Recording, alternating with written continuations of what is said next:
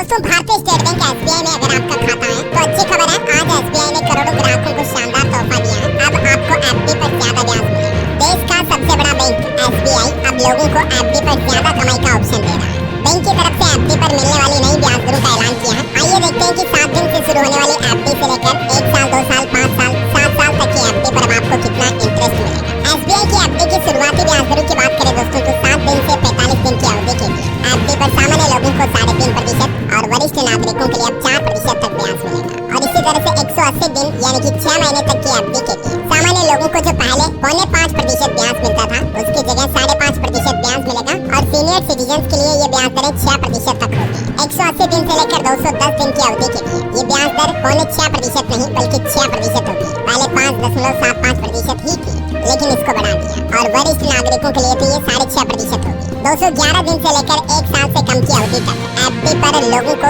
पहले 6% ब्याज मिलता था, लेकिन अब ये 6.25% मिलेगा। और सीनियर सिटीजन के लिए तो 0.7% तक इंटरेस्ट होगा। इसी तरह से 1 साल से लेकर 2 साल से कम की अवधि के लिए एफडी पर अब आपको ब्याज दर 6.8% होगी। और सीनियर सिटीजन के लिए ये 7.3% होगी। ये ईयरली यानी कि सालाना ब्याज दरें दोस्तों। आज ही एसबीआई की तरफ से ब्याज दरें बढ़ाई गई और अब आपको 6% तक रिटर्न मिलेगा 6 महीने से ज्यादा की एफडी पर, यानी लगभग 5% मंथली रिटर्न हो गया, क्योंकि ईयरली 6% है।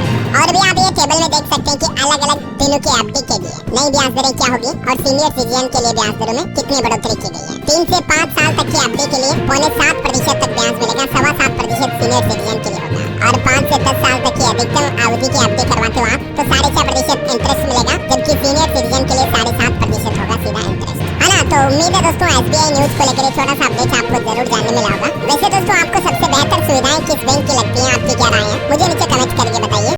मुझे उम्मीद है दोस्तों आपको न्यूज़ पसंद आई होगी। कृपया वीडियो को लाइक करें और हमें अपनी राय नीचे कमेंट सेक्शन में बताएं। अगर आप न्यूज़ पहली बार देख रहे हैं तो चैनल को सब्सक्राइब करें और बेल आइकन दबाना ना भूलें और नोटिफिकेशन ऑल पास सेट करें।